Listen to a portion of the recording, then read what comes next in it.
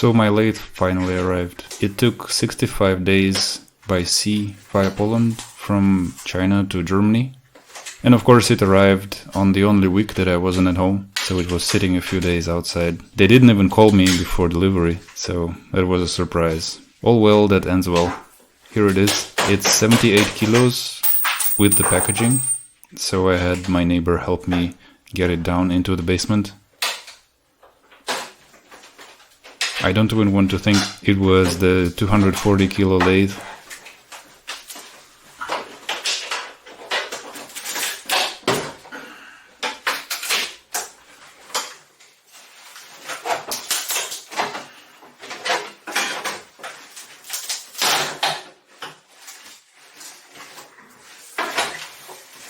So it's nice to have a manual, but it really doesn't describe everything. Like it didn't describe how to rotate the cross slide. And it's also not exactly for this model, but still good to have it.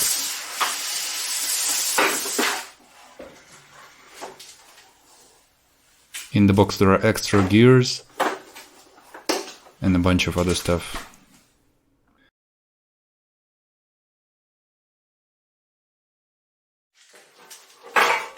Sadly, they didn't oil the lathe very well, so there was rust. They also didn't oil some of the gears, and other gears were dirty with metal dust, but it's no big deal.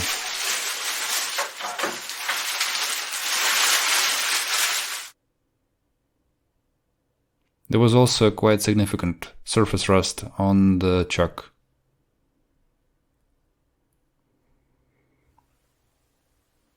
Here I am turning on the lathe for the first time. I should have put that cover on, because the grease started to sprinkle all over the place. You can also notice that the belt is currently on the high setting, so I could have put it into low by moving it to the left. I'm using this first run to get oil out of the chuck. So I noticed that the gears are kinda loosened there, and later I understood why that was the case. And the reason is that if you put them very tight, then they start making a lot of noise, because they partly rusted while traveling overseas, and partly I guess they're just imperfectly made, so having some spacing between the gears avoids this problem. And as you see, I can just barely move this lathe alone.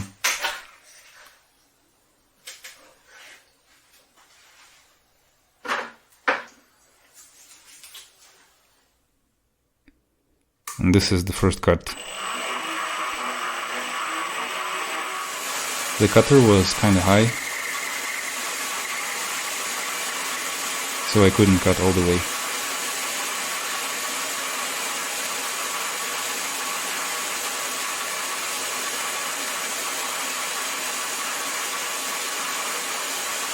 The default tool post that's on it is made for 10mm tools to be used with shims, and this is a 12mm tool that I ordered separately.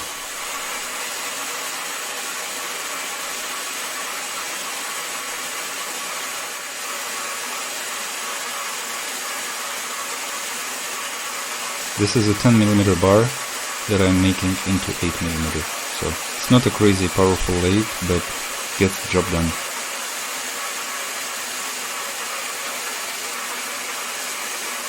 Here I tried using 2 feeds at the same time manually.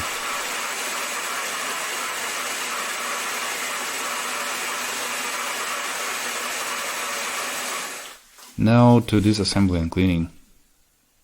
This is the German version of Simple Green that exists in US and Britain. So gears are sitting on this common shaft that can easily be taken out. The paint job on this lathe is actually very good, and also all parts are reasonably processed. Nothing terrible in the processing of this lathe. You know, it's not top quality, but there are also no obvious mistakes, like in some other slightly cheaper versions of this model.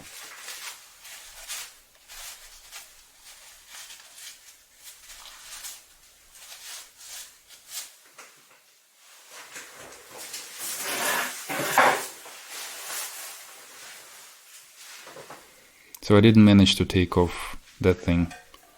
But what I did take off, I cleaned in the green solution, brushed with an old toothbrush, and then covered with oil or grease. I'm not sure if that's the right way to go about it, but that's what I did.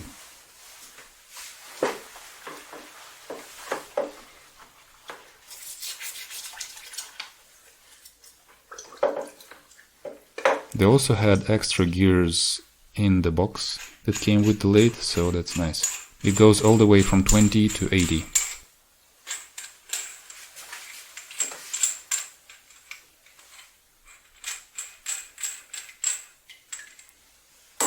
I'm using just standard lithium grease.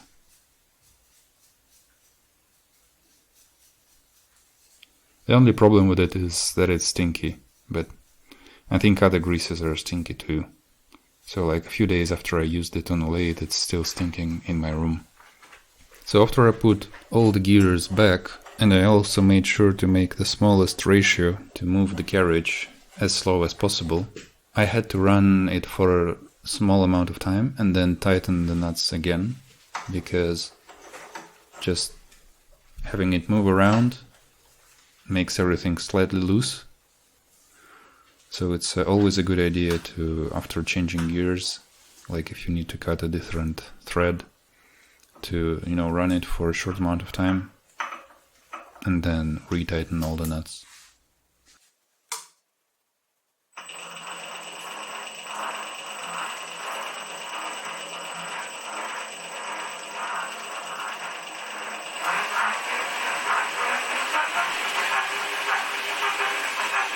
So the sound is not great, but it improved over time. They just worked themselves in. So you can see this nut became loose.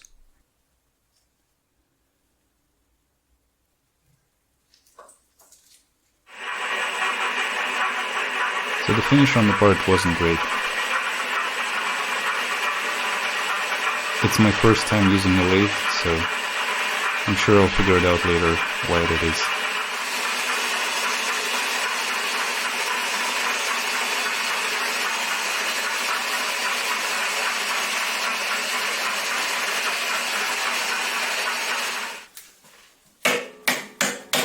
So unfortunately I took off a bit too much material, like 3/100ths too much, and the wheel sits a little loose on the shaft. Now I'm taking the entire carriage apart, all the pieces, to clean and oil and put back together.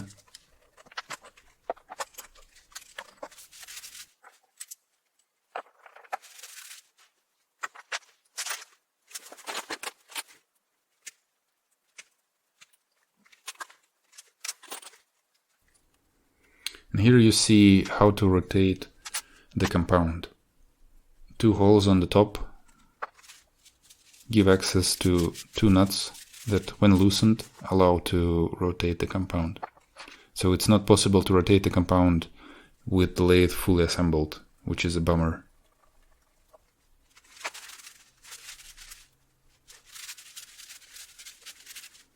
Also, some of the dials are super stiff. I didn't disassemble them this time just because I didn't have that much time. Maybe I'll get back to that later.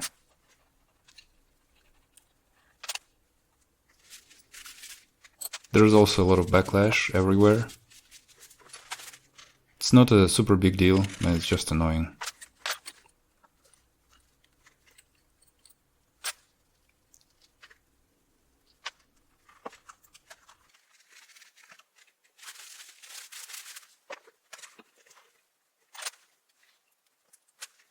This hole should actually be used for oiling.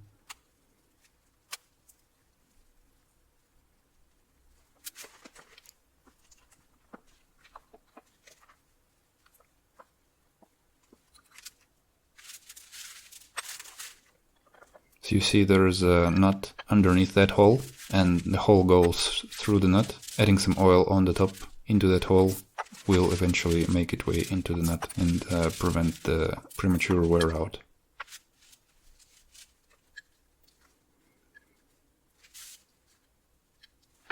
There wasn't a terrible amount of dirt everywhere, but there was some. It was well worth it to disassemble. The worst is that some parts were completely dry. Like this apron part, everything that was hidden on the inside was absolutely dry. And the back bearing, everything in there was also very dry. There was no oil in there whatsoever.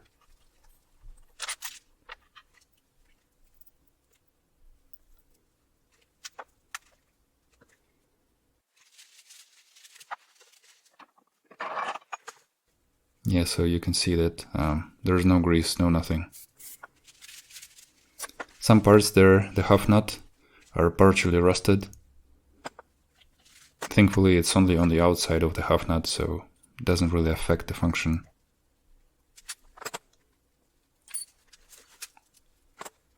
But the entire half nut assembly was absolutely dry, so there was no oil or grease. It's a miracle it was turning at all.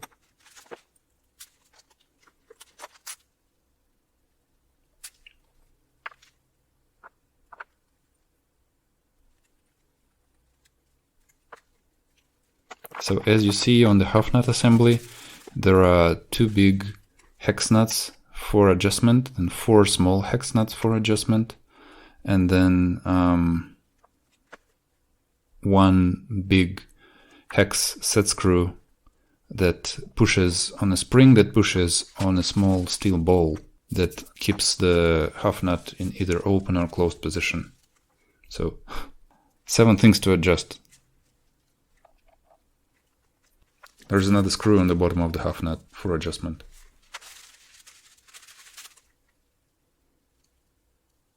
It's a little annoying that everything that's adjusted in there has no fixation, so basically you just leave it in like floating position, not tightened. So everything is kind of free, in free rotation. And when I try to tighten it, like the half nut just stops moving. So depending on how much vibration that part will take, it will probably have to be readjusted every once in a while.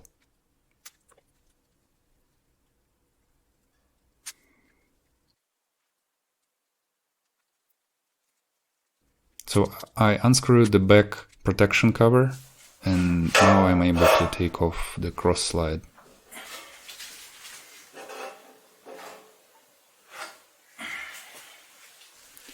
And it looks okay, just a little dirty.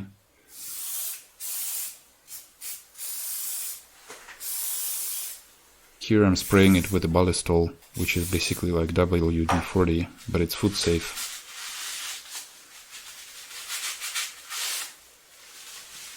It's nice for cleaning things.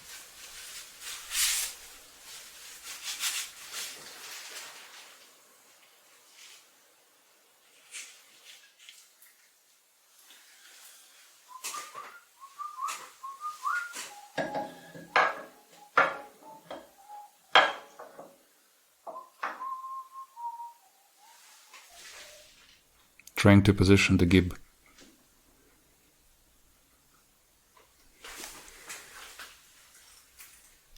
And this is the compound. Now it's nicely oiled and clean.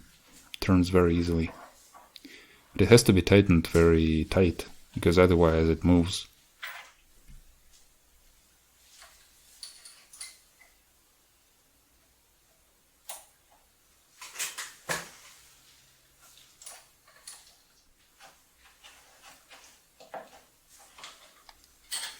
I've placed the compound at 30 degrees so that I would be able to dial in 1/100th of a millimeter. The cross-traverse lever dial cost is basically 500th, so dialing in 100th in there is very hard.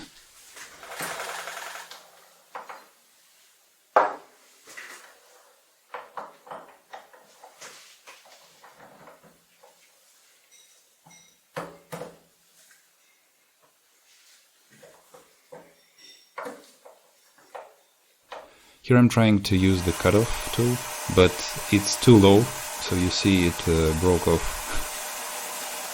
So thankfully this cutoff tool can be rotated. So now I've rotated it and lifted it up a little bit, and the second attempt was successful.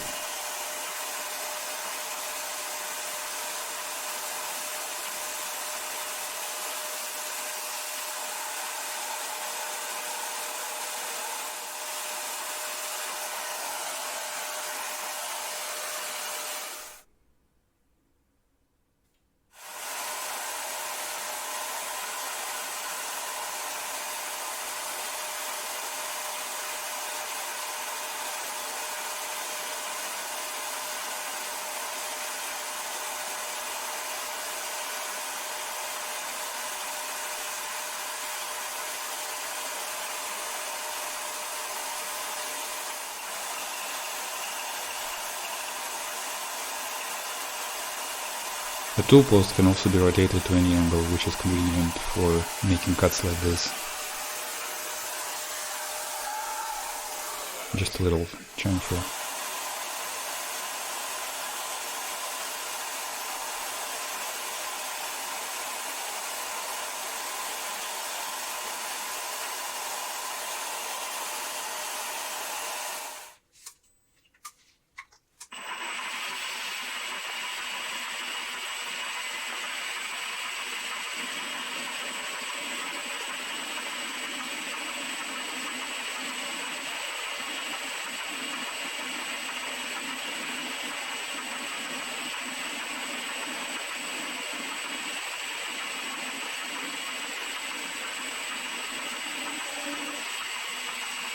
The grooves weren't very deep, but it was comfortable to hold. No slippage.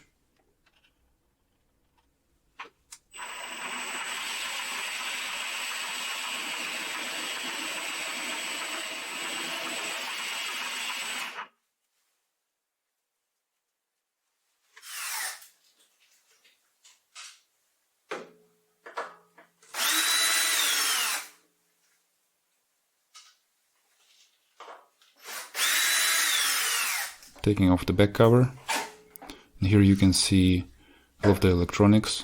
On the top center you see the safety switch.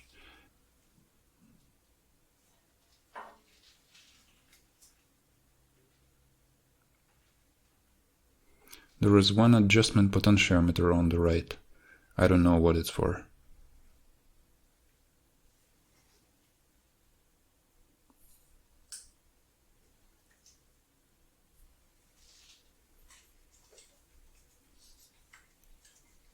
Taking out the belt tensioning assembly.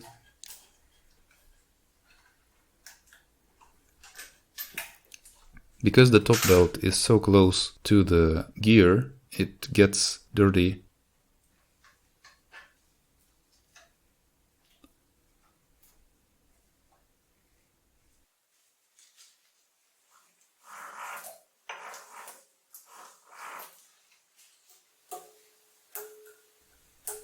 You can hear that the tensioning is different on two belts. This might be solvable by moving the motor a little bit. I'm not sure if it's movable. I didn't touch it.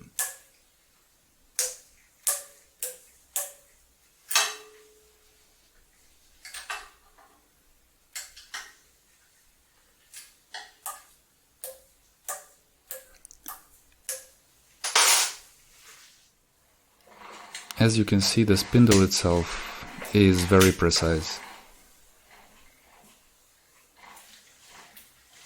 It's basically beyond the capacity of my micrometer to measure it. The chuck itself is not. I tried for quite some time to get this chuck to 0, but I was always off a couple hundredths.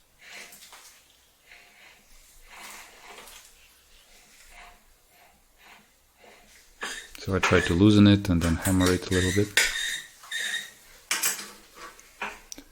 But the problem is that if I get the chuck body perfect, almost perfect, then whatever is held in the chuck is off by 500th and vice versa.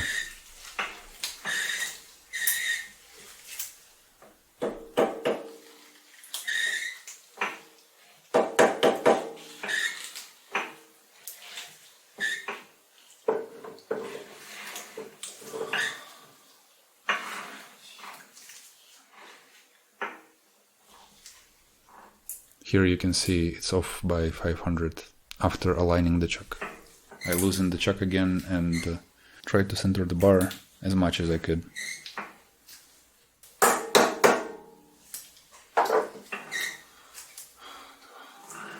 I was able to get it only within 0.02 of a millimeter. I also made a little jig to check how the headstock is different from the tailstock. And by using few adjustment levers on the tailstock and the rubber mallet, I was able to get it pretty close.